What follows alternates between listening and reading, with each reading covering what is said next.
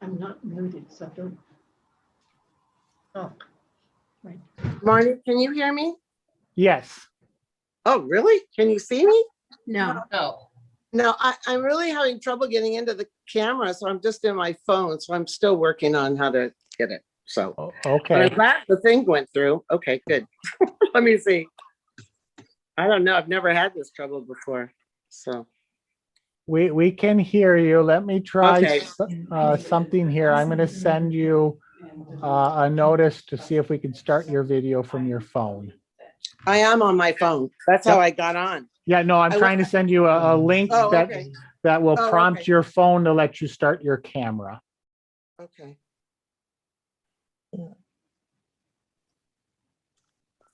Okay, I think Oh, I see Suzanne, her. you have come on, but you are in the dark a little. If you have a light in the background you could turn on, or Is that better?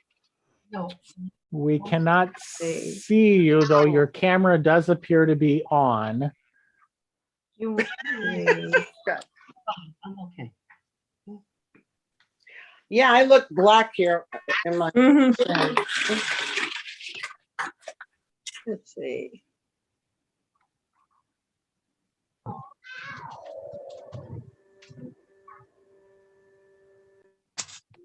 About 100 people coming on.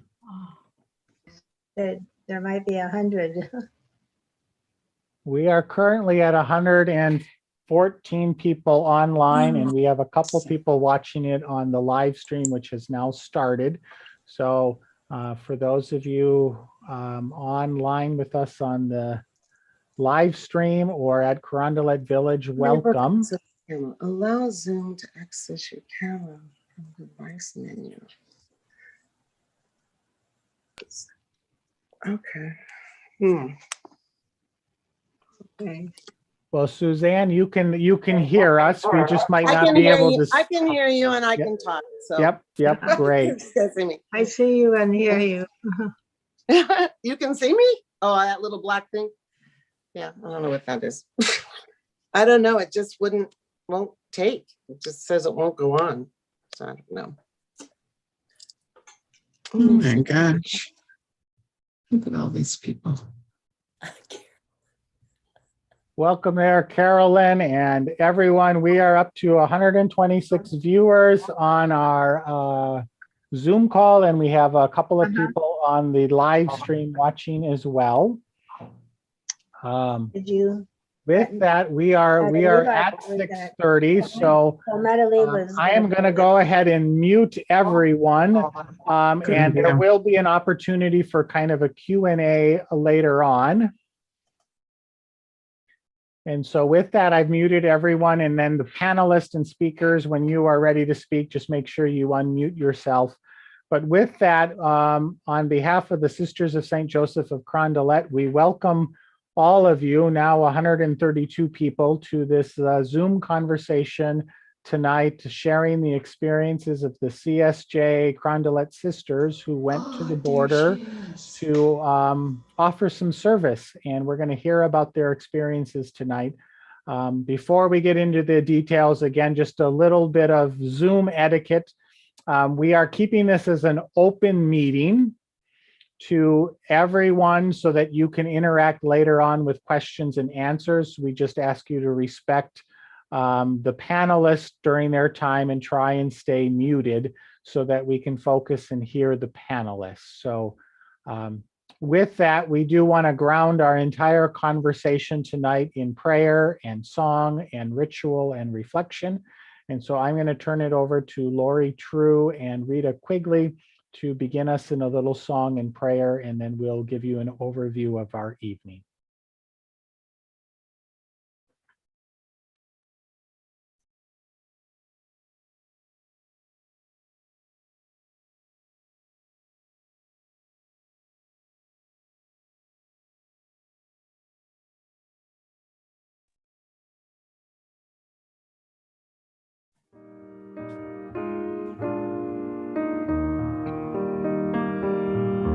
A place called home, with comfort for the weary,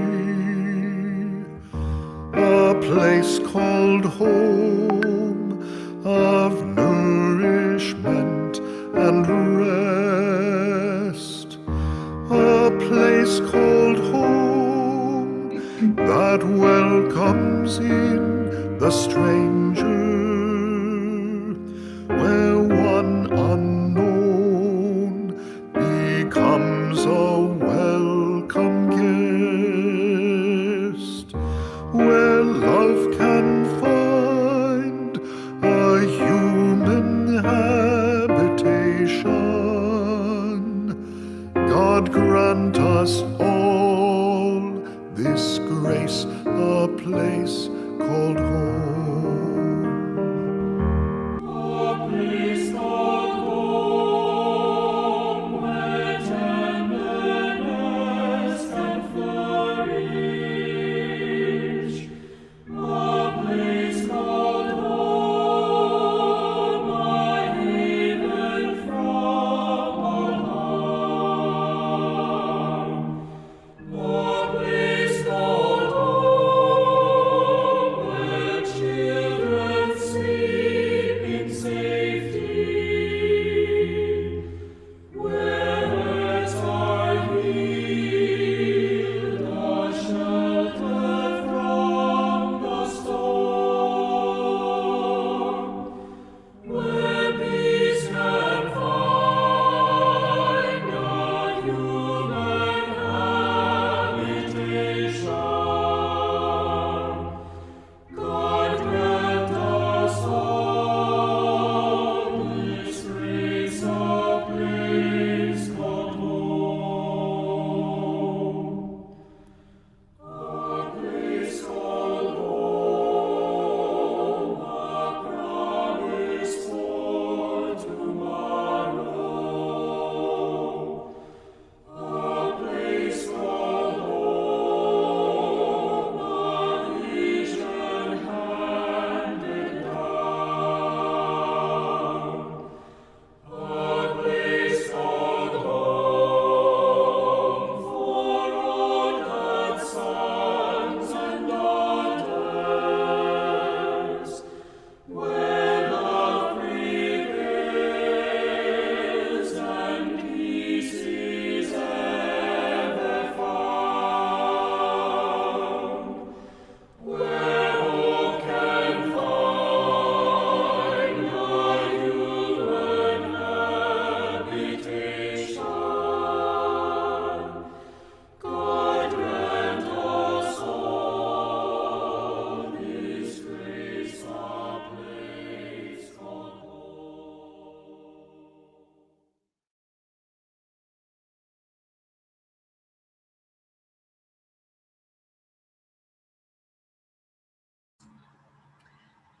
God of all grace, we gather tonight ever mindful of our wounded world, and we confess our complicity in its wounding. We pray to you this night for your beloved ones who seek shelter in these lands. We implore you this night to end the fear that destroys communities, breaks hearts, and dashes hope.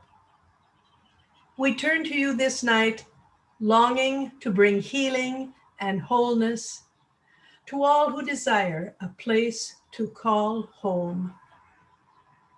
We ask this prayer in your loving name, and let the community say, Amen. Thank you, Lori and Rita, for grounding us and starting us in prayer tonight. And thank you to all of you for joining us for this evening of sharing of experiences from the 10 Carondelet sisters who spent time at the border this past month serving others.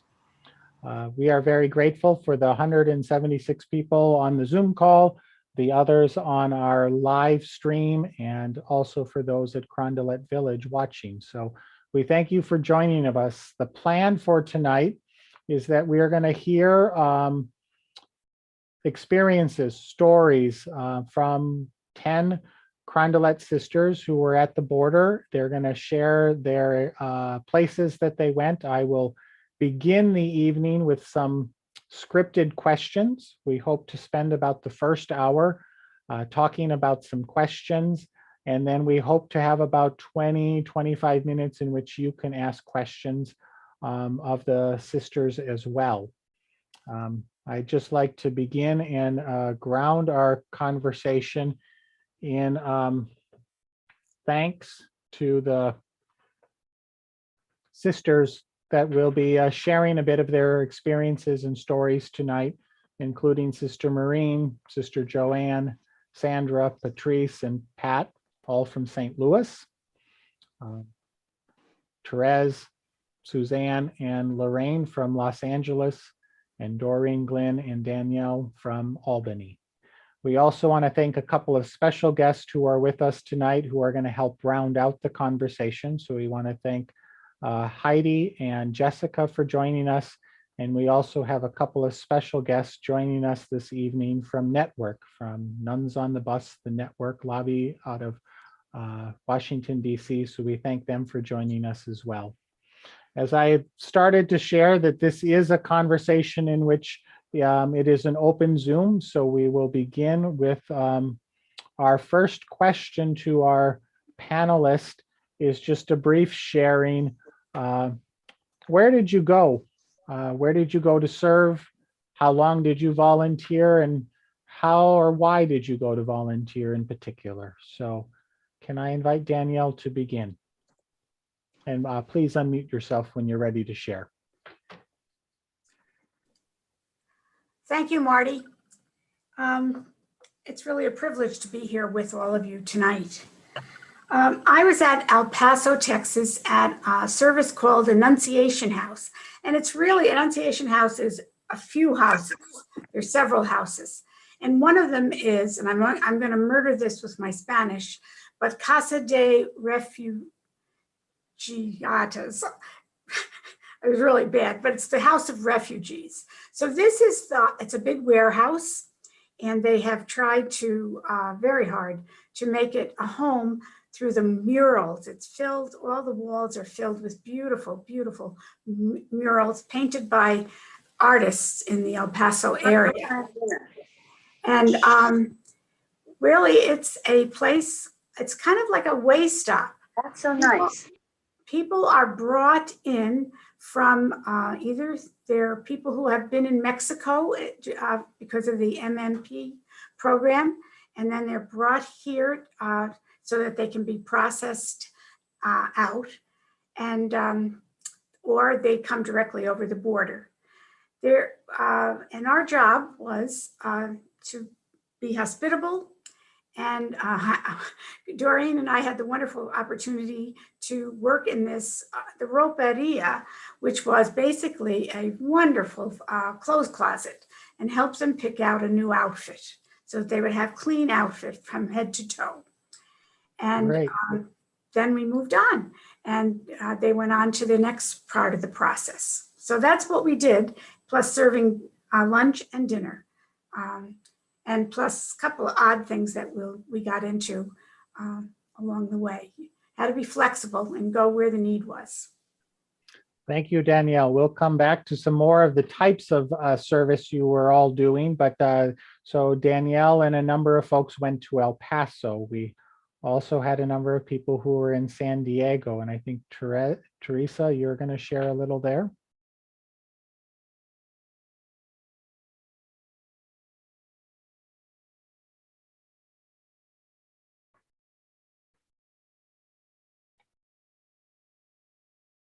I'm not sure if we lost Teresa. You're muted, Teresa.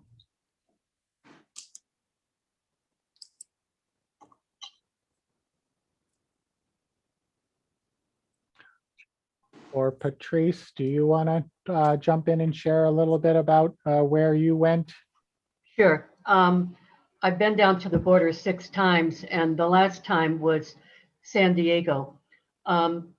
Comparing it to El Paso, San Diego has a lot of resources.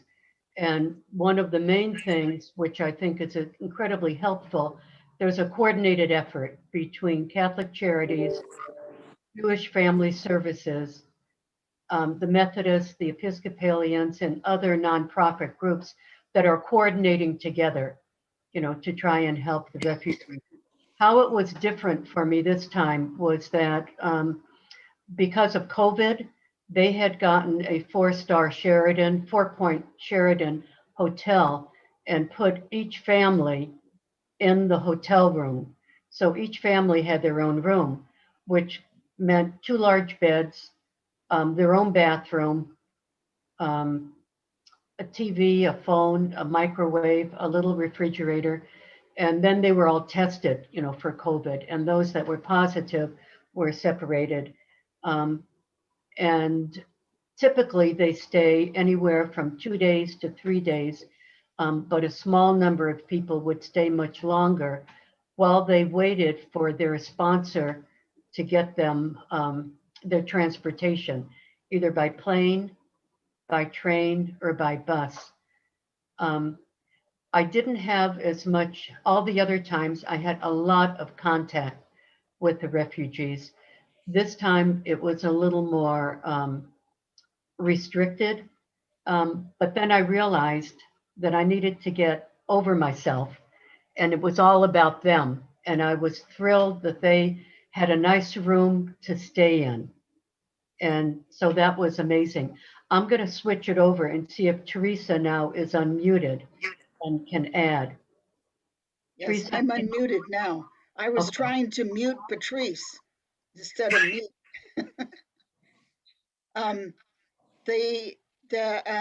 The reason why I volunteered to go to San Diego was, first of all, we could get to it. You could drive to it. I didn't have to get on a plane or bus or something. And secondly, I've gone to, well, a long time ago, I was in those refugee camps with Patrice on the Thai border, the Vietnamese and the Cambodians. And so I've got kind of this heart for refugees. And then a couple of years ago, I went to Tucson and worked on the border there. But this time, Patrice has already said, we didn't, we had a meeting with all the Catholic charities groups that had people working on the border, sisters on the border. And I wish you could have all heard that was quite enlightening, because what we all missed the most was the lack of contact with the actual refugees, because we could only knock on the door and hope that somebody would come to the door to get their food, and you could at least greet them. But sisters just have a kind of a hard time not getting involved. But like Patrice and I were saying, what we did do, somebody had to do it. So why not us? Great, thank you, Teresa. So we had El Paso, San Diego, and then Maureen and a number of sisters went to Laredo, Texas. So I'm going to invite Maureen to share just a little bit about where you went in Laredo and how you came to volunteer there. Well, I had just come back from 2 weeks in El Paso, and the 3 of us that went to El Paso, much like what Teresa was saying, really didn't want to fly because of the COVID. So we were able to use the Mother House van. So we put out an all call to our sisters and associates for several of the things that were needed. We were inundated because Sister Sandy and Linda Straub, their brother is quite active in one of the parishes. So he mentioned it to his parish. Somebody else found out. So in the end, it was on Facebook. Over 12 different parishes started collecting. Needless to say, we had more than enough things to fill the van. So much so that we had to turn to the help of the Archdiocese for some place to store it. And that's the reason I went to Laredo. We had a stockpile of medication, clothing, all kinds of things that were needed. And actually by accident, a friend of ours, a Dominican sister from Springfield, Illinois, was working at that time with Catholic Charities in Laredo. She contacted the sister I live with about a future retreat. And that's how I found out about Laredo. I called her and said, would you be in any need of some medication, children's clothes, etc.? And she said, Mo, of all the Catholic charity sites on the border, this is the poorest. And so within a couple days, thanks to Sister Linda Straub, who said, I'll drive down with you, we did the 17.5-hour drive to drop off medication, etc. And I'll tell you more later how it does not compare to El Paso, which had been my experience 3 other times. Okay, thank you, sister. And we also had Suzanne who went into Mexico. And so Suzanne, if you'd like to share a little bit about where you went and why. Sure. Well, I live in Palm Desert, and when the asylum seekers were first coming over, Catholic Charities in Coachella asked for help, and we went to, it's only a 30-minute drive down the street to the Catholic Church, and we were folding clothes and packing bags because there were 200 asylum seekers arriving every day, and they were spending the night, and they were finding, they were making arrangements for them to get on buses to go to their families. And then one day it just dried up. And we know they were held at the border. So we asked, well, where are they at the border? And so I joined a group from the Episcopal Church and some regular just people that were no church. And we all began to decide we were going to go down to Calexico, which is completely opposite San Diego. It's the San Diego diocese, but it is the last crossover border crossing. And Calexico, it's California, crosses into Mexicali. And Mexicali has a shelter there. And it is an abandoned motel run by a woman named Altagracia, who is a volunteer. She's like the grandmother of all asylum seekers. And it is was something to see. We have complete access to every single 125 people who are in the shelter. And I think it just took everyone's breath away of how many little children there were, pregnant women, newborns, and with all families, no unaccompanied minors, all families. And they were food insecure. They had no shoes. They were coming from wherever, had been in other shelters that were closing because they were charging the migrants to stay there. And this shelter did not. And we asked the Sisters of St. Joseph for a grant for $15,000, which they gave us. And we started a nonprofit in our little group. And then they gave us money to go across. So we spend $1,000 a month when we go across every month. And then became medical supplies that they needed. And then by word of mouth, you tell other people and they would help you. And we did a GoFundMe and they doubled the money the CSJs gave us. So now we're able to go every month, and we'll be going on June 10th this month. They were locked in during COVID. So what I can say to you is when we first went, they all had appointments for their hearings, which were all in Tijuana, and Border Kindness would take them. They had to cross on the Mexico side. So it's about a 3-hour that way. And then they were canceled and we couldn't go, and they locked down the place. And the volunteer lady who runs it, the cook, got COVID. So they were there the entire time we were locked down, they were locked down. When we were all vaccinated, we decided to go back. We were sending food every month, money for food every month.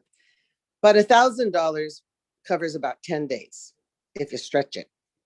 So they were really scrambling. And so we've been back probably 4 months, and then I'll tell you more of that later on. But it's a very different experience being in Mexico. I wish we could bring clothes over the border.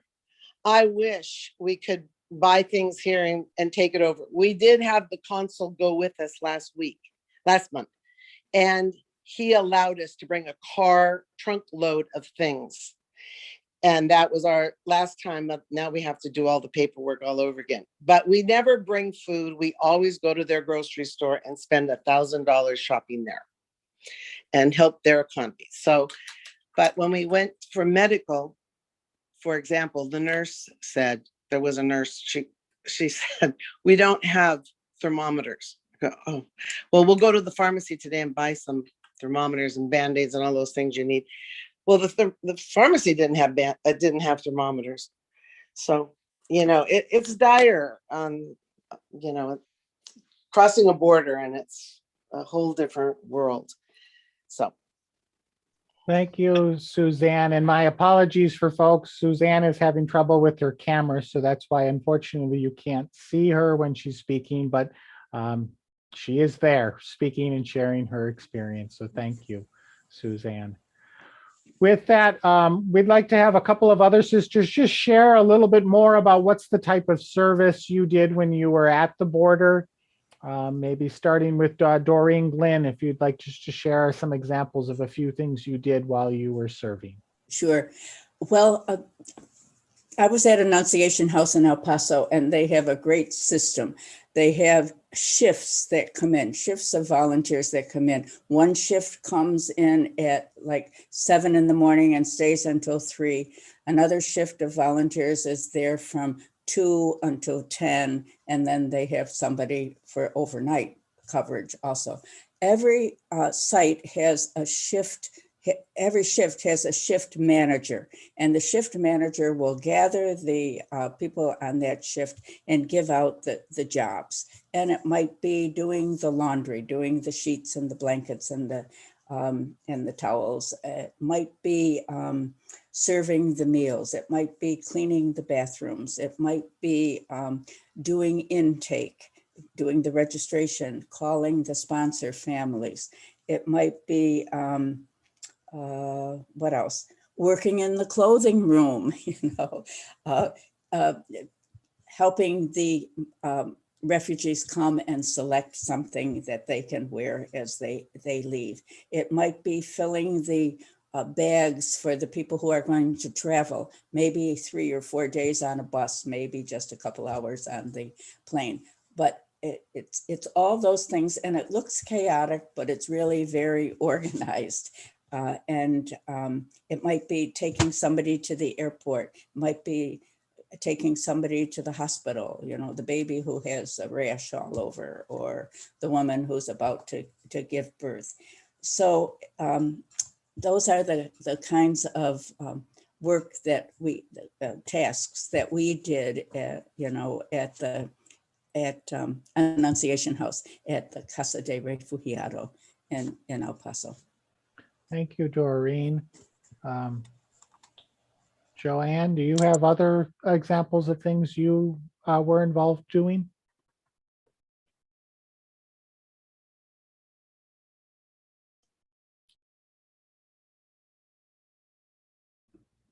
Is her mute off? Okay, I'm unmuted.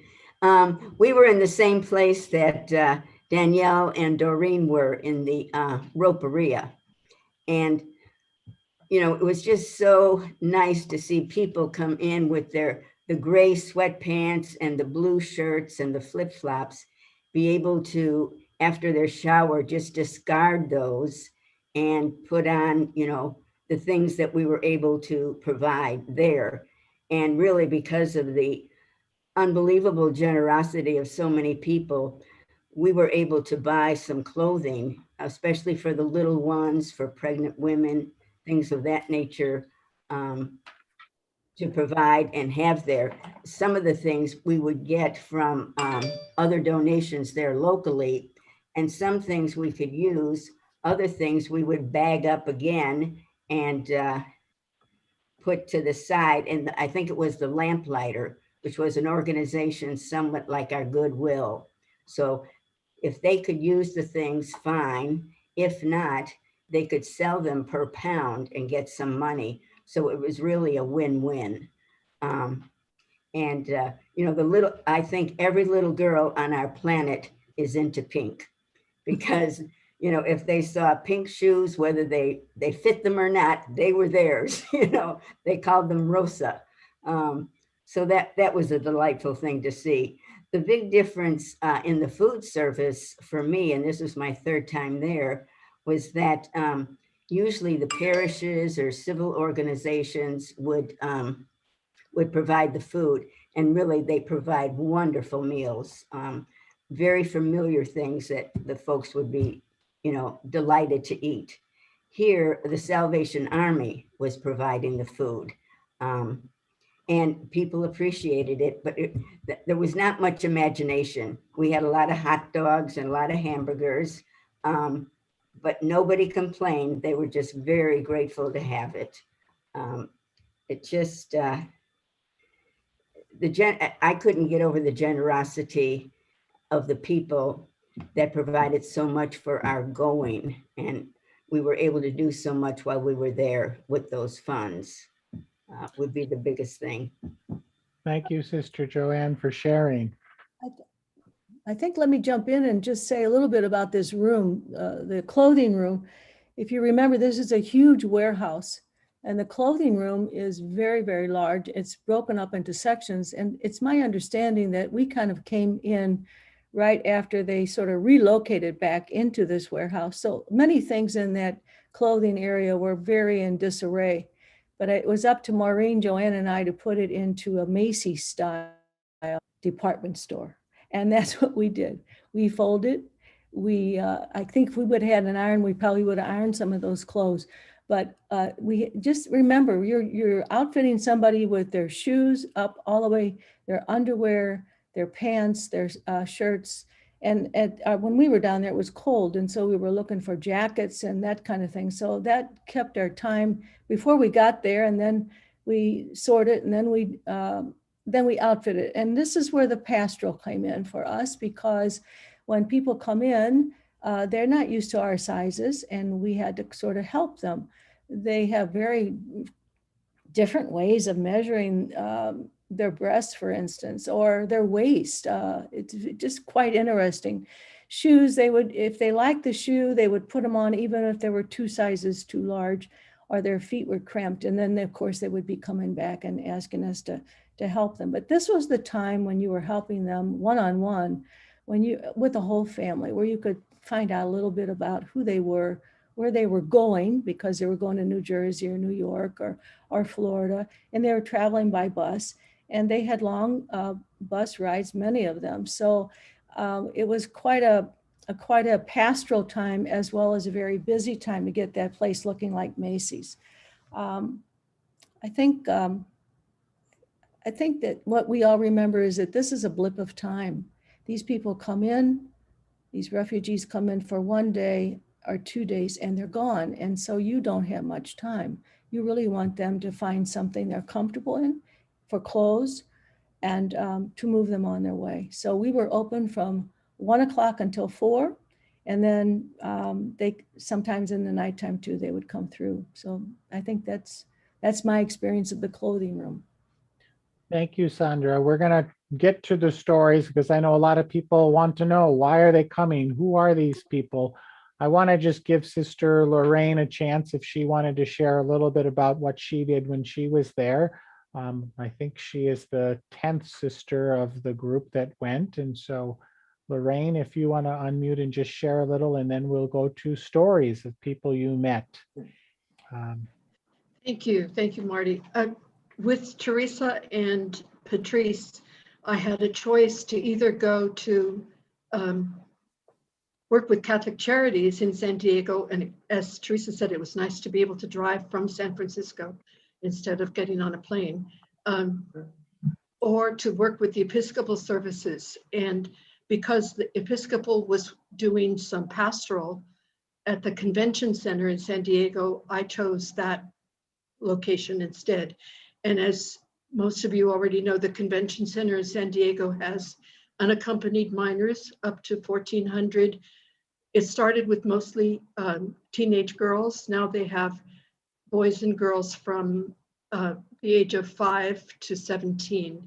And they have been brought there by the Border Patrol, and all of the things that the others are saying in terms of services are happening there. It is more a government program, but lots of different organizations helping out. The girls are, and the guests, we call them guests, are all very well taken care of in a much different situation than I experienced when I was in El Paso with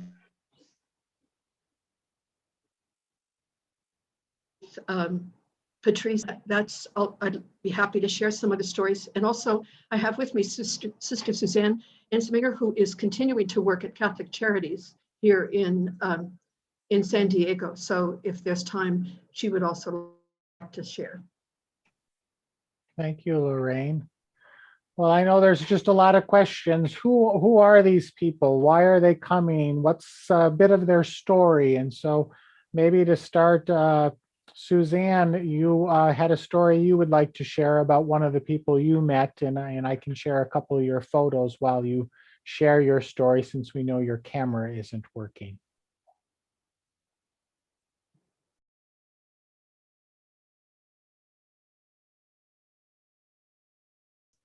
Suzanne, you might need to unmute yourself. Sorry. Yep. Can you hear me now? Yes. Okay. Sorry. Elvira is a 32-year-old woman with 3 daughters, and her husband is missing in Mexico. Her family came from Mexico, and they now live in Phoenix, Arizona. And she grew up there and is bilingual. When she was very young, she had these first 2 daughters who are now 15 and 12, and they're born in the United States. And then she met her husband and in Phoenix, and he was deported. And she took the 2 girls and she went with her husband to Mexico. So once she got into Mexico, things were going pretty well. And then the cartel started to tax her husband, and he would pay a little bit every month. And then one day they told him that he needed to pay more, and he said he couldn't pay anymore. And they said, well, you have a wife and 2 daughters, don't you? So he called her and told her that, and told her to leave the country right away. And she packed up and she left. I can't tell you all what happened along those ways, but I know she ended up in several shelters before she came to the Cobina shelter where I met her. And she does not know what happened to her husband. And it's very difficult for her to even bring that up. She doesn't know if he's alive or dead. At one point, her sister and husband came down from Phoenix, which is not that far. And they came over the border one Sunday shopping and went by the shelter and picked up the 2 older girls and put them in the back seat and took them back to Phoenix. Her baby is just now almost 2 years old. And she kept the baby with her. And one night, when I was visiting her, she said, my daughter called me last night, 3 a.m. She had just gotten home from the hospital.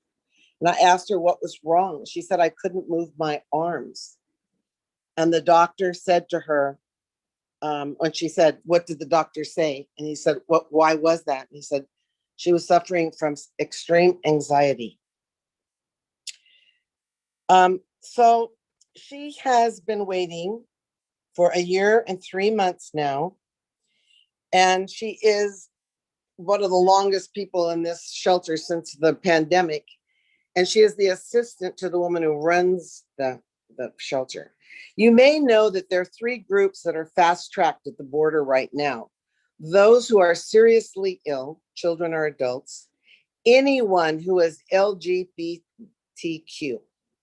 they're taken out right away and brought into the US because it's life or death for them.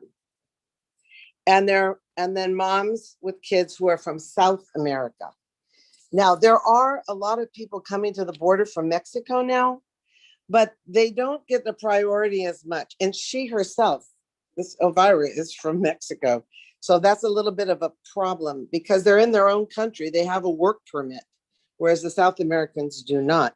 There is a hotline if anyone has been abused on the road or with a family member, and they will, with the hotline, they will come and interview and take out that person right away to attend to them. I want to tell you, it was very timely because I told Marty I would talk about her story. Her case was just picked up by ACLU. And the reason being is because we always go down to the border with volunteer immigration lawyers. And I begged this one guy, please take her case. Because when Judy Molosky went down with us the first time, she told her she didn't have a number, which means she wasn't filed anywhere. So he took up her case. And ACLU picked it up. And she called yesterday that she has an appointment in San Ysidro. And she's going home on June the 10th. And her family will come and pick her up. So her case is not an easy one because you can't just say, oh, I'm here because of violence. And it's gang-based violence and poverty. You can't just say you're poor.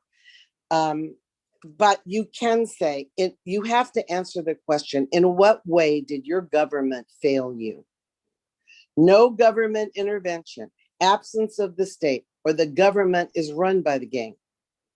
So those are some of the things that you have to say. And as happy as we all are, I had lunch with the attorney today and we're happy about it. But, you know, she has a date and they will, in a year or two, and they will review her case. And he's going to stick with her because she's got a hard case. And she left because of a threat for violence, but there was no violence toward her that she experienced. So we know how those things go. But I thought she was an important person to share because some of these cases are extremely complicated. And right now, most of the people in the shelter, I know 6 families arrived a few days ago because they sent their pictures, but it's a constant. 45 people left last month because they're really moving. They're moving them quickly. And Calexico, Mexicali is not a port of entry. So they have to go to San Diego to cross to get into the US. So that's Elvira. Thank you, Suzanne, for sharing. Okay. I was wondering, maybe Patrice, you've been to the border quite a number of times. What has changed and how many people are coming now compared to the past? And what changes have you seen in the reasons or the types of people coming to the border? Maybe Patrice.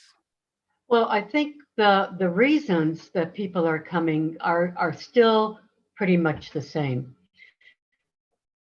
They're coming because of violence. They're coming because of gang-related violence. They're coming because of the drug cartels, which is also a part of the violence. Probably the ones from Guatemala were coming because of climate change. Their lands have been destroyed, they're dried, and the Guatemalan Indians, that's how they live. You know, they farm, they produce their food, so they have no food because the land is not producing. So they're desperate. And like Suzanne just said, their government is really not helping them. So they're also moving in for that reason. The numbers are different. You know, like 6 years ago, there were hundreds coming in when I was in El Paso. I mean, they were coming in 200 and 300 a day or more. And the same thing when I was in San Diego, we would be getting 200 every afternoon. Now, and I think Mo or the people that were in San Diego, they can speak to that the numbers have gone down significantly. While we were in San Diego, probably about 75 to 100 families a day would be let in, and would be coming through the shelters. But there has been a difference. Thank you, Patrice, for sharing. I think you might have frozen a little bit I there, don't know but if Teresa wants to add or.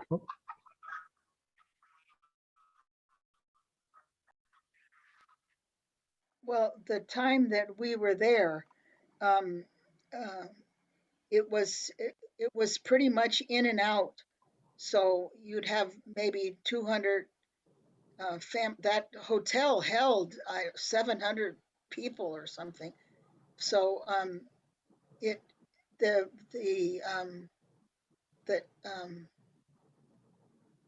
but people didn't stay very long. 1 or 2 days and then they were gone. The idea was to go to whoever their sponsors were. And after, when we did speak to the other people who worked in Catholic Charities but were further in, like Imperial Valley and all that, they were seeing more people that came in, and they came for the reasons that Patrice just demonstrated, but they didn't stay. They stayed longer than San Diego, the ones in San Diego. But it's the same reasons. It's the injustices and the terrible things that are happening in their own home countries, and it's people are just desperate, and it breaks my heart when you hear people saying they're just here, they're just coming to for economic gain. That could be part of it, but basically they're fleeing from danger. Well, as far as numbers, when I was in El Paso, the largest number we had was 80 people one day. However, I think when Doreen and Pat were there, the numbers went up. When I was in Laredo, the last day, we had 140 guests and 27 positive COVID patients. They received no help from the public health system. Those with COVID sleep out in a tent in the yard. They don't have the room like the warehouse does, and I'll talk a little bit more about that later.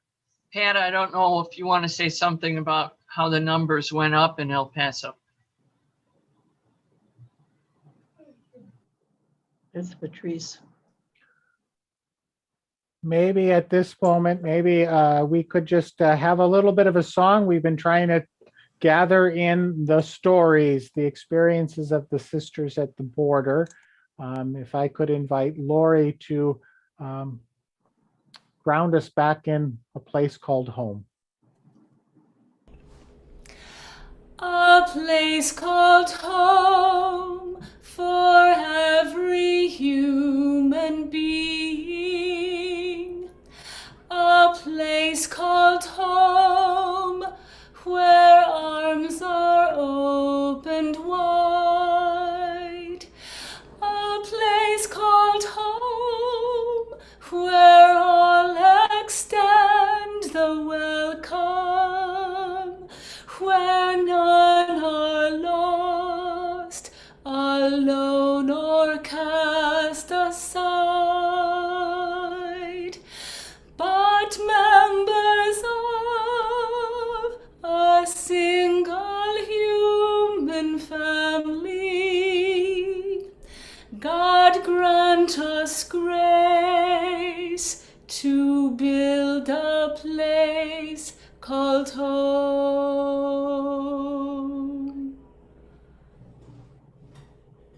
Thank you, Kathleen.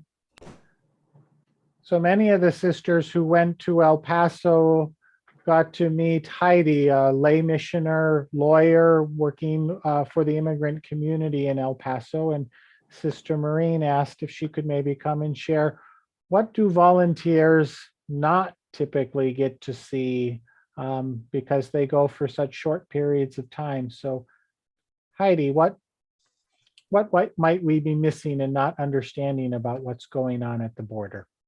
Sure. Hi, everyone. This is wonderful, really, to see all this energy and interest. Just want to start by saying that the people that, well, especially for people working at the shelters, I mean, Suzanne addressed some of this, but you're seeing a small sliver of the people that have a long road ahead of them for asylum, but are the people that actually got through the border. And I think it's important to think of all the people that don't get to the shelter. So I work with detained migrants, people that aren't released. They're in immigration detention, fairly arbitrary, some of them. It's not really clear why some people are released, some people aren't. So those people aren't going to be at the shelters, but they're also people coming from all the same countries looking for asylum. There are people in what's called Title 42, which I think somebody also mentioned, but that was this old health law that was resurrected by the CDC to say that when there is a public health emergency, the government has powers to do things like, in effect, close the borders. And so many people who have fled violence, who are coming to the US to ask for protection, are being turned around and put back in Mexico without even a chance to say, I'm afraid to go home. I just saw a statistic that said in the first 3 months of this year, almost 300,000 people were flipped back into Mexico when they arrived at the border and asked for protection. 49,000 of them, at least this statistic, said they were migrant parents and children. And so a lot of people aren't making it. So when you talk about, the numbers at the shelters, and I know some of you have been here and been coming for years, and we're here, 2 years ago, when the shelters were, when in El Paso, we were getting 800, 900 people a day. And it breaks my heart.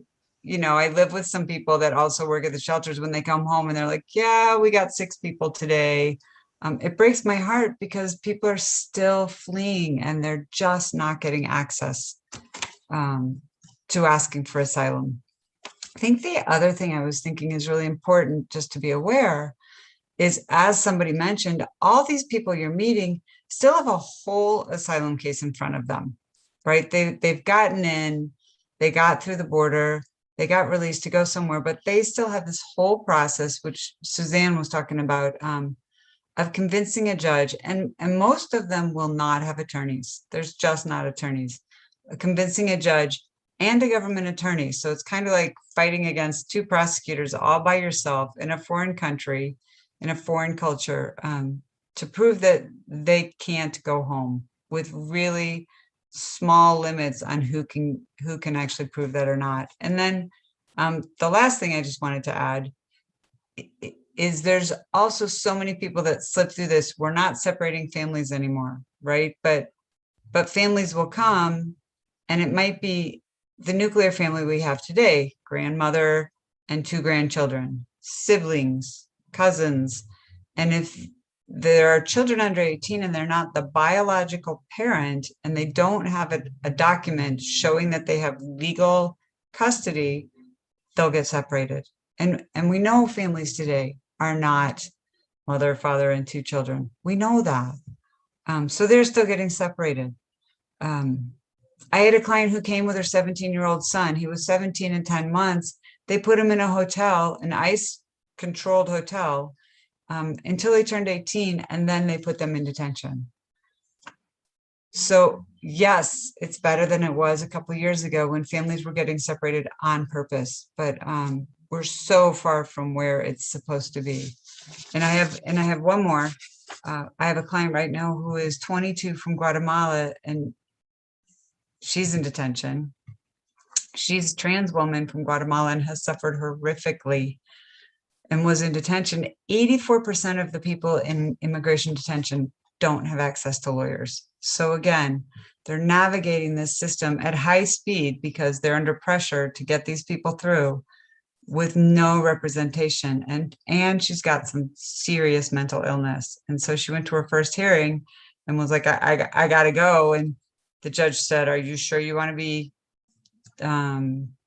deported? And she said yes. And so he ordered her deported at her very first hearing, even though she's taking psych meds and everything. So just to say, like, so great that all these people are coming through, but so many people are still slipping through the cracks. And like that song, A Place Called Home, isn't that who we're supposed to be?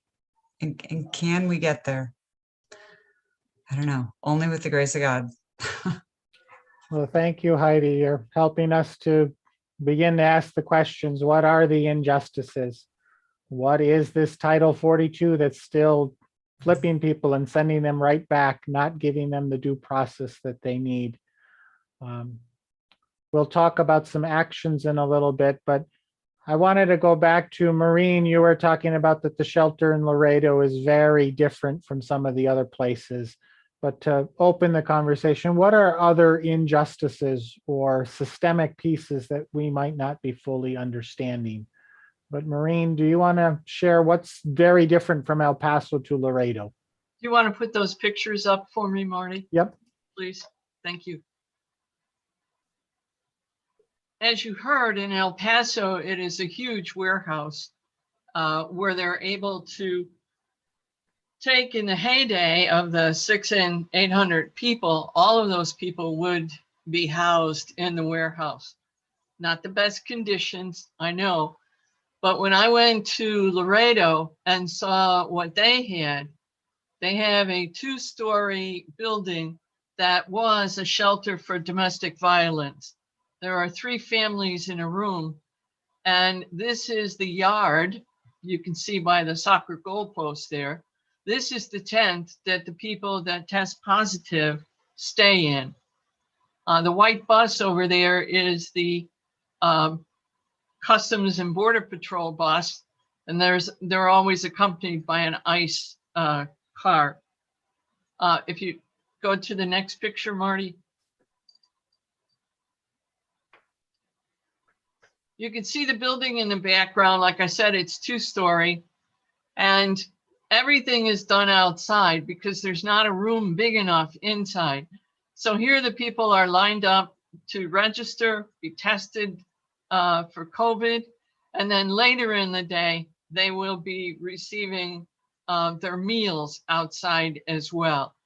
Please notice the canopy in the background.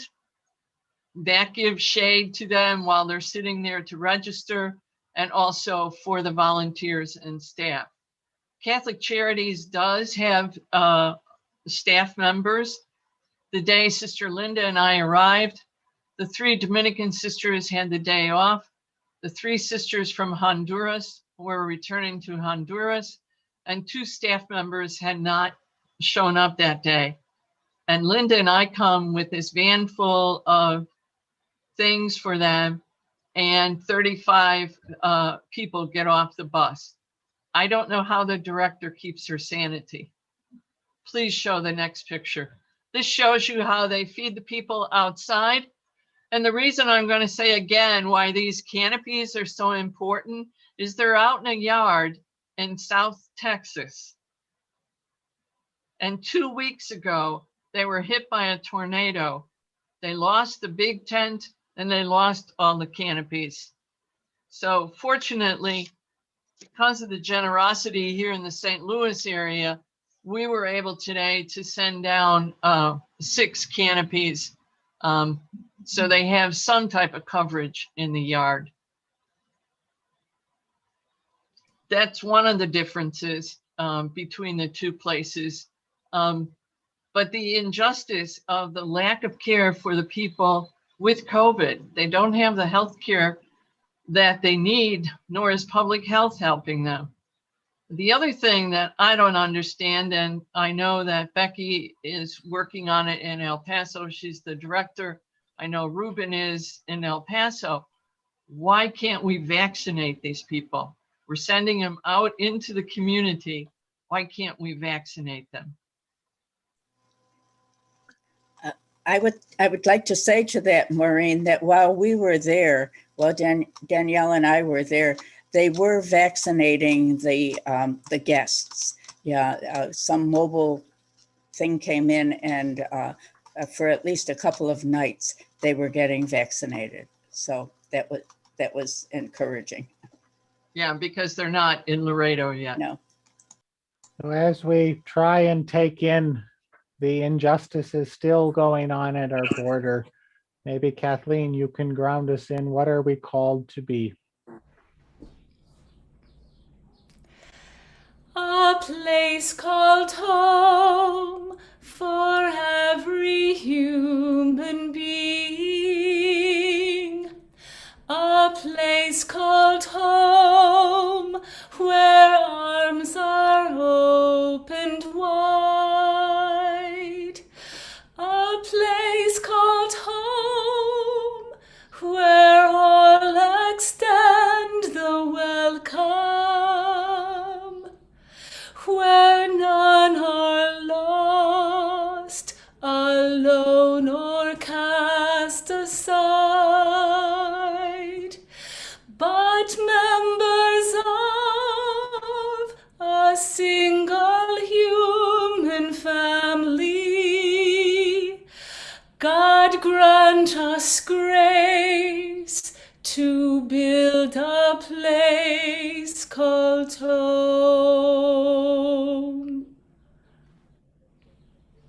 Thank you, Kathleen. I know we are with 10 sisters. We've got a lot of stories and we'll never cover it all tonight, but we wanted to transition a little bit to share some examples of what do you do as sisters when you come back home? What actions can the rest of us take? And so I wanted to start with just some examples. Maybe Jessica, you could share what can people do when they come back home from serving at the border? What can we all do? Hi everyone, thanks for having me. I'm Jessica Mayo. I'm an associate and I'm also an immigration attorney in St. Louis at a nonprofit called the MICA Project. We work with primarily most of our new clients are asylum seekers from Central America and Mexico. So those same folks who are coming through the shelters. And it's kind of a hidden issue in St. Louis, at least. It's not like LA or a lot of areas in California or New York where the immigrant population is really apparent. But here we have we have a lot of people coming in and a real lack of services. The MICA Project works pretty closely with the Immigration Law Project at St. Francis Community Services, which is associated with Catholic Charities.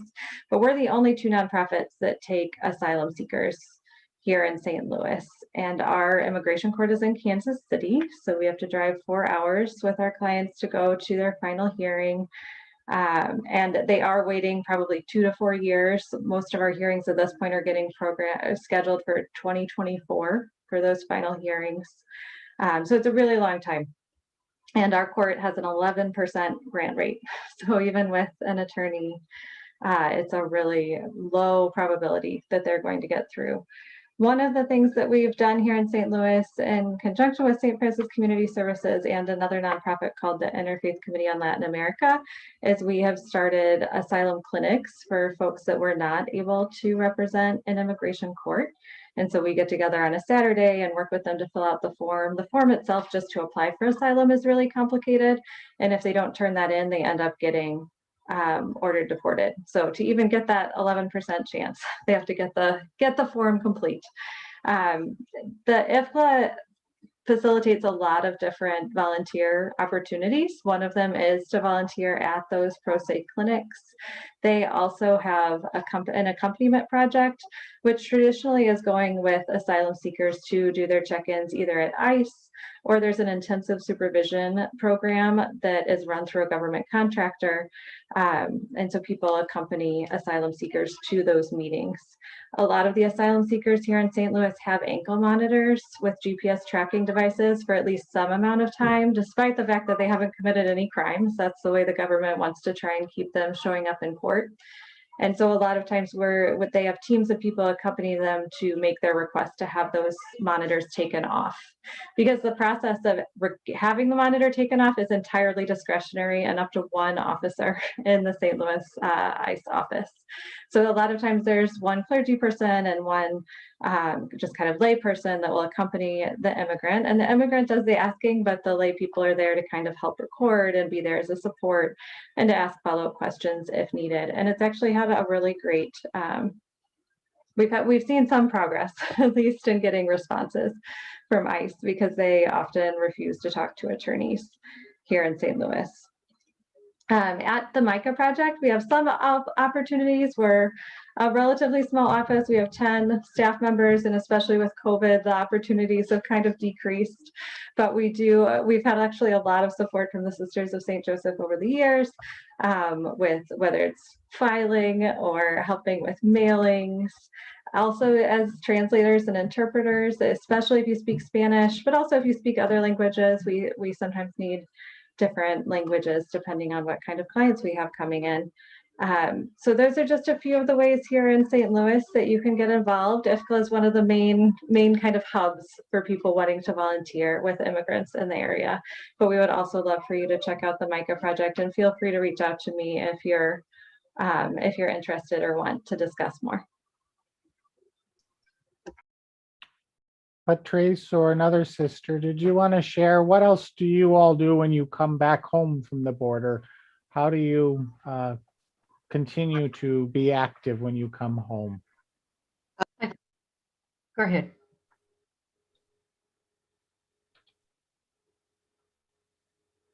Well, Marty, the three of us, Maureen, Joanne, and I, we gave a presentation to the folks here at the village. So that was one of the one night we did that. The other thing is I participated with a group called Women for Justice, and that was another Zoom and panel just to keep this conversation alive. So those are two things that I've done since I'm home. Patrice. Yeah, I think that talking to as many groups and people, because people don't know, like even this program, Marty, setting this up and having 100 and some people listening and people participating. The other thought I had was there's so much food insecurity that's happened here in the country. And a lot of people that are coming through are undocumented. They may have been immigrants or, come through as asylum seekers. So anything that people can do, I encourage people to work at the soup kitchens, to work at, the parishes and the community centers that are giving out food. There's so many things that can be done. Anything that's done, with some compassion and kindness, it's going to help. One of the things I did when I came back was to go and talk to the bishop, to see how parishes might be able to interact or to connect. So those are a few things. And then reading, knowing what's going on. Well, thanks, Patrice and others for sharing some examples of things you do when you come back home. And there's also things we can do to take action, to advocate for change against the injustices we're seeing. Again, I want to thank folks from Network that are joining us tonight. Kathleen and Ronnate, if you want to jump in as well. But there are things we can do. We think that because the administration in Washington has changed, that things have changed. Well, Title 42 is still in place. We're still turning people back at the border, not giving them a chance to apply for asylum. We need to pressure the current administration to not leave unjust laws and practices at our border in place. So Network is inviting us to contact the president and ask the president to rescind the past administration's Title 42, which turned people away at the border, the Remain in Mexico policy. We encourage you to go to the Network Lobby website. Just type in networklobby.org/end Title 42, and you can add your name. We have 180 people online with the Zoom call. We have more people on the live stream, and we have people at Carondelet Village. I would love if we could flood the network site with names supporting the rescinding and ending of Title 42, that we could flood the president's office and encourage him to change this. He changed his numbers on the number of refugee numbers that we admit to our country. We can convince the president that this is unjust and this policy should not remain in place. So networklobby.org and Title 42, a very simple thing you can do. Just go to the network site and put in your name. Secondly, we encourage you as well, contact your US senators. They have their voice. They can pressure the president as well to rescind Title 42. If you know your number of your US senators, call them directly. There is a number you can call and punch in your zip code, and it will automatically dial both senators. If you don't hang up after the first one, it will then call the second one as well. But we encourage you, call your senators. We need to create a groundswell that what continues to happen at the border is not just. And I'm sure this goes on in many places across the country. Here in Minnesota, if you are a Minnesotan, we are gathering again next Tuesday, 7:30 a.m. outside the federal building for our monthly vigil to continue to remind ourselves and the greater public that what is going on at the border is not just. I would like to add something. Can you unmute me? You are unmuted, Pat.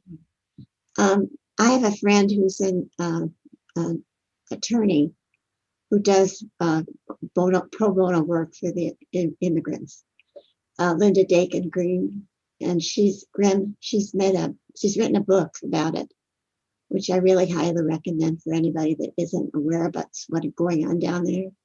It's called Dignity and Justice, Welcoming Our Neighbor at the Border. And it's a wonderful book. It tells some of the horrible things that are happening to the people who are trying to come in, who are not criminals, but are treated like criminals. And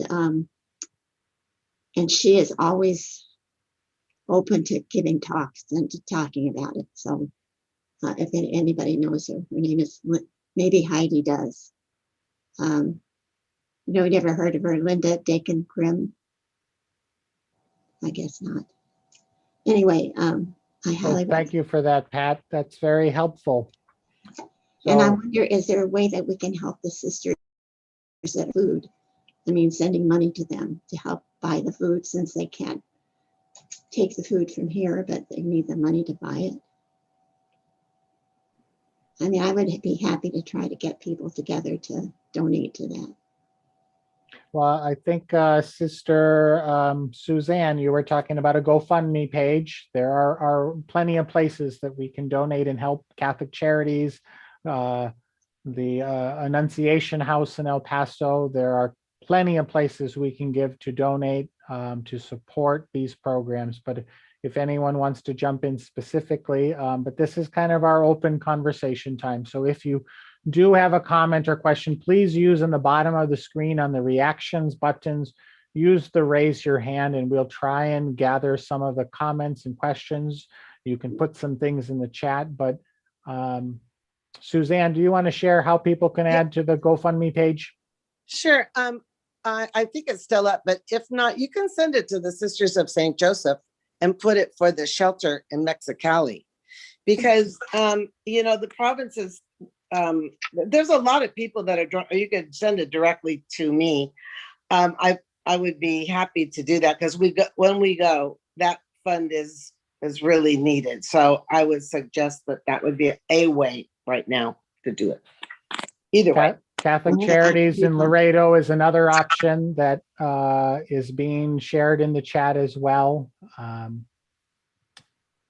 Network, can we invite someone from Network? Share a little more about how we can also take action and be more involved to change some of the injustices we're seeing. Sure. Hi, everyone. This is Ronnate. I'm Ronnate Asirwatham. I'm the Government Relations Director at Network. So I think it is really important in terms of when we're looking at justice to look at the whole. And thank you all for sharing all your stories, and also thank you for Hiedi for reminding us of what actually we are not seeing. And in terms of the bigger picture, the two, I think, if we don't want a repeat of, again, having this go down to a trickle, having to fight for every immigrant to come through, it is important to push the administration. As Marty was saying, it's important to advocate. So y'all are doing a great job. One is, you're going out and educating other people.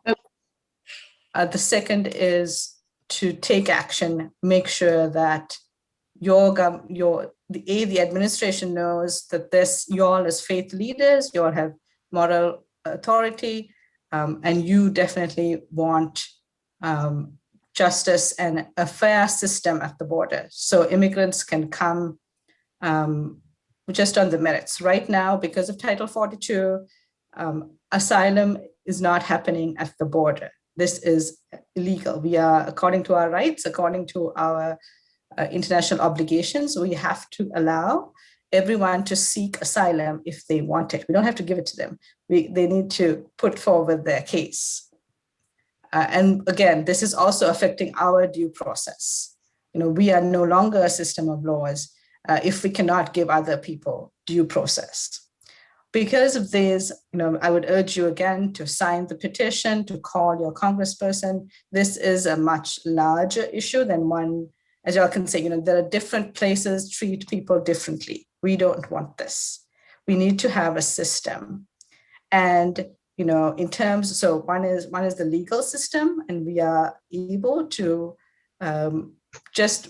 if President Biden can lift Title 42, the same way he could have changed the numbers of refugees, the same way he lifted the Remain in Mexico policy yesterday.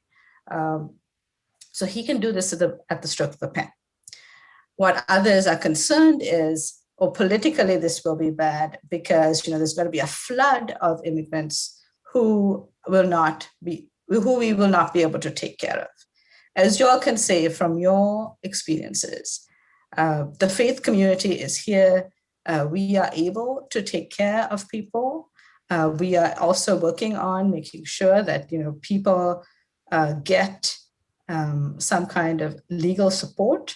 There are many, many faith universities who do this. So I think the two messages, if you'll need to advocate, the two messages that I would ask you is to rescind Title 42, for President Biden to end Title 42, and let everyone know that it is possible for us to be full citizens and also welcome immigrants at the same time, especially because faith communities are ready to support a government that supports immigrants.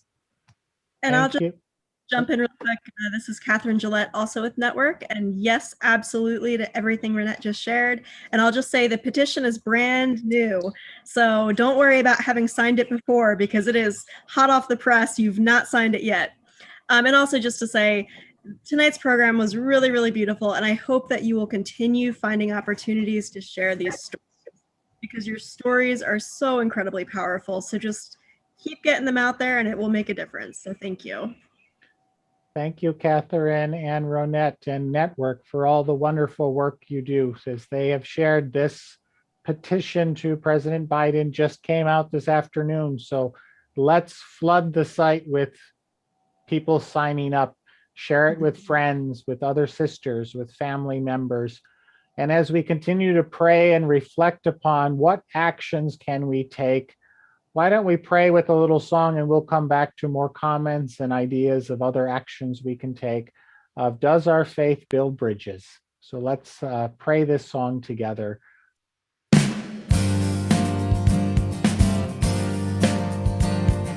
Does our faith build bridges, or does it put up walls?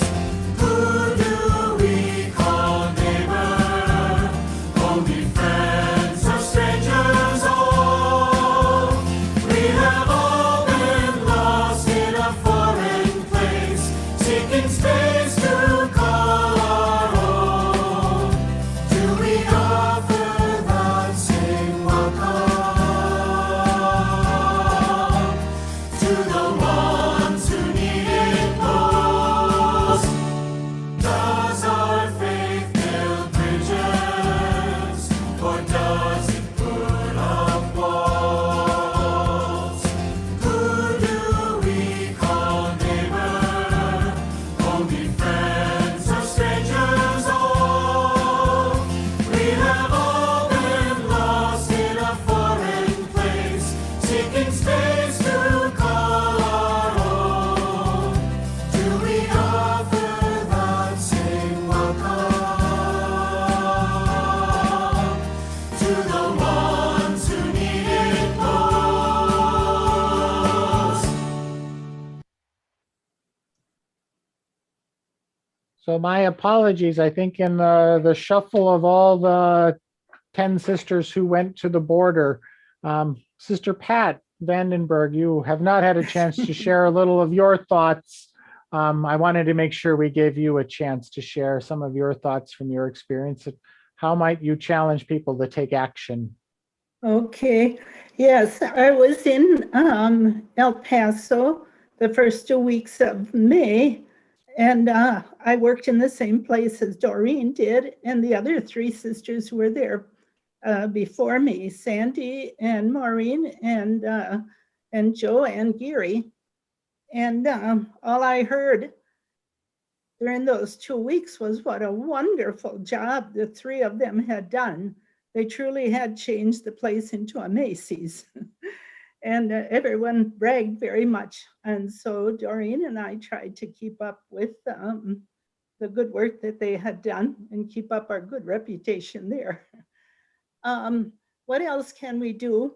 I have, since I came home, written an article for our province newsletter, which would be available for all of the sisters to read. And also I've spoken to a couple of groups in the parish and in another group of Hispanics here in Green Bay. And so I think that people are interested in hearing what has been going on and to take advantage of every opportunity that we have to be able to share with others, with whatever group that asks us to share. And even in informal conversations, that's important also. Thank you, Sister Pat. Marty, could I, this is Danielle. Yep.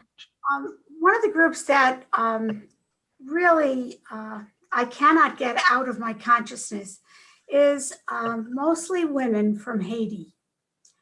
We had several, more than several, many. We had a couple of families, but we also had a lot of women alone.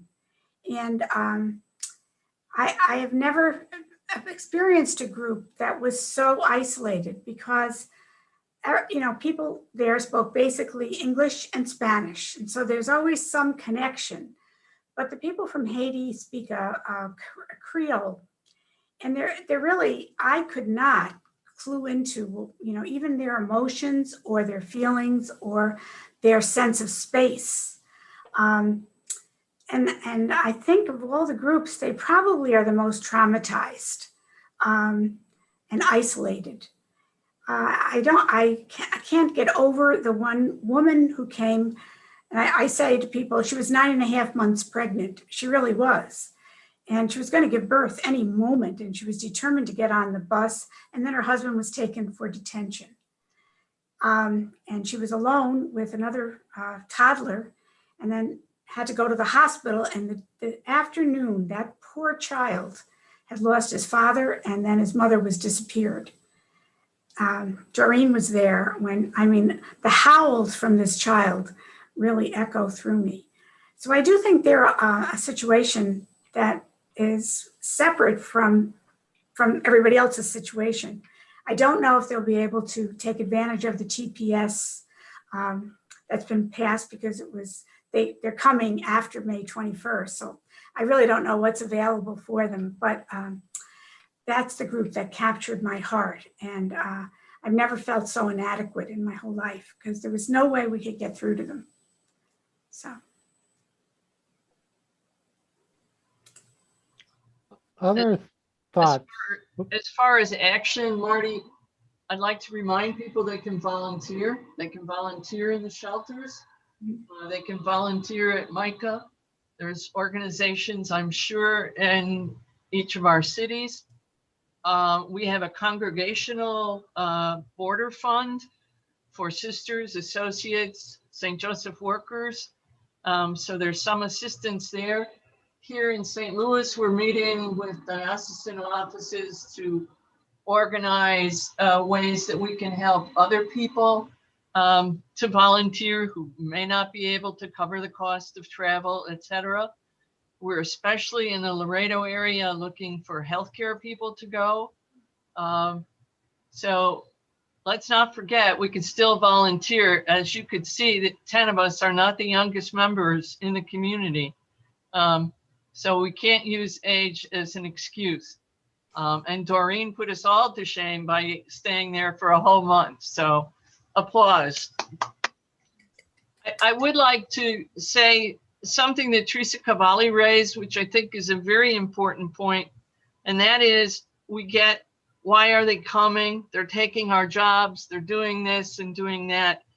And this is just an excerpt from a poem that a Kenya woman wrote, and it's called Home. So it kind of fits with the song we've been singing tonight. No one leaves home unless home is the mouth of a shark. You only run for the border when you see the whole city running as well. No one leaves home unless home chases you. No one spends days and nights in the stomach of a trunk feeding on newspaper unless the miles travel means something more than a journey. They leave because they have to leave. And that's what I don't think we fully understand. Thank you, Sister Mo, for reminding us of that. Marty, I want to make mention also of the fact that World Refugee Day is being celebrated on June 20th. And that's the day that we remember, you know, the 26 million refugees all over the world who have had to flee because of fear. And there's so many wonderful tools that we can use from Justice for Immigrants. They have a toolkit out that we could use.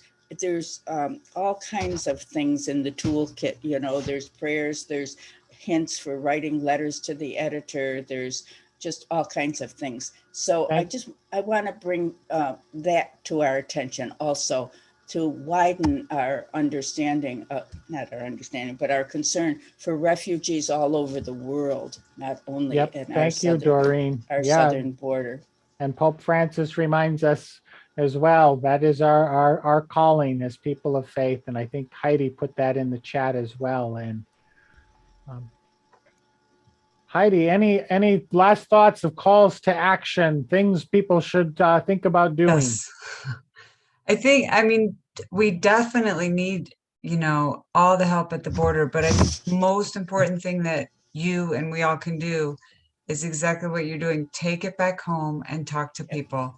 What scares me most about the changes that in our opinion are not enough and not fast enough that are happening from the government is that they're still coming from the presidential office, which means the next president could undo them. And the only way to do that differently is to really get Congress moving and get Congress making new laws so that it's not easy for next president to undo them. I would say that. And the one other thing, I think we are all called, I think, demanded to go out and talk to people that think differently than we do.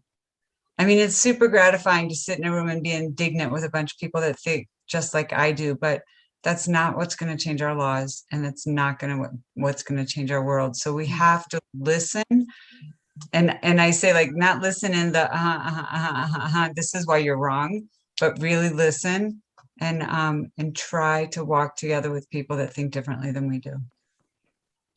Well, again, as we wrap up our evening, I know this time has flown by and we probably have a lot more we could have shared tonight from especially these sisters and others who volunteered and others who are going. I see in the chat there's a question about finding the petition. The best way to find it is to go directly to the petition, networklobby.org/end Title 42. Because my guess is that there's not a link on their website. It just went up a couple of hours ago. So go directly to it by using that link. But in humility and in thanksgiving, I do want to thank the 10 sisters tonight who have gone to share their love and share this charism of the CSJ community and going to the border. We want to thank each and every one of them. We have a simple prayer that we would like to share and a song at the end, and then people are welcome to stay on and chat a little afterwards. But we are going to formally wrap up with a prayer and a closing song. It's nicely done. Yeah, really. So, Lori, Rita, can we invite you to say the closing prayer, and then we'll have a closing song with Lori? Yes, indeed. Loving God, we ask your blessing upon all who are gathered here, upon all who long to bring healing and wholeness to your precious world. Most especially, we ask that you bless our sisters and brothers who seek refuge and safety in these lands, those who are weary, angry, fearful, grieving, desiring to be seen and heard, deserving of respect and love. Bless them and all of us as together we give voice to their most urgent needs: shelter, safety, and security. Inspire and propel us to move and choose and act in loving, kindly ways that benefit and build bridges of hope and healing for these most holy ones. Amen. Amen.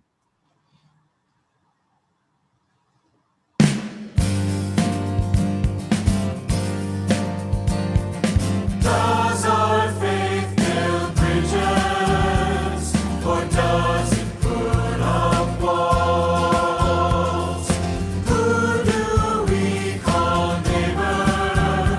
Only friends or strangers all? We have all been lost in a foreign place, seeking space to call our own. Do we offer that same welcome? Do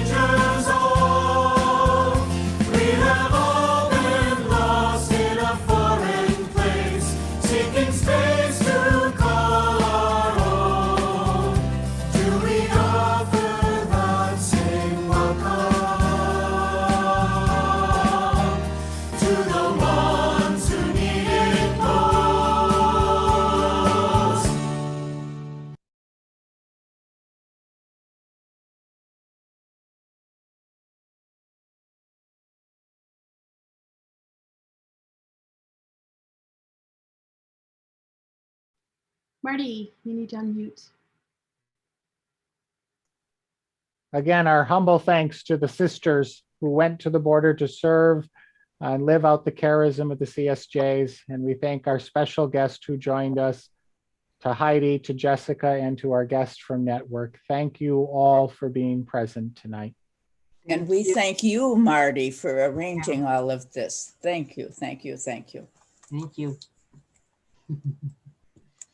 So you're welcome to unmute and greet one another with peace and love and mission. Thanks, Marty. Peace, everyone. Peace to all of you. Everyone, thank you. Thank you. How good Thank to you see so much. so many folks. Oh, I hope we can have the notes in the chat somewhere, Marty. Yep, well, we can make those available. Thank you to visitors who know Sister Doreen very well. This was really marvelous. We had to leave for a short time, but we came back and very informative, and we just honor all of you for what you've done. Thank you so much. Thank you. Mary McGlone, thank you for Yes. that in National Catholic Reporter on Sunday's feast. Oh, Thank you. Mhm. better read it. Yeah.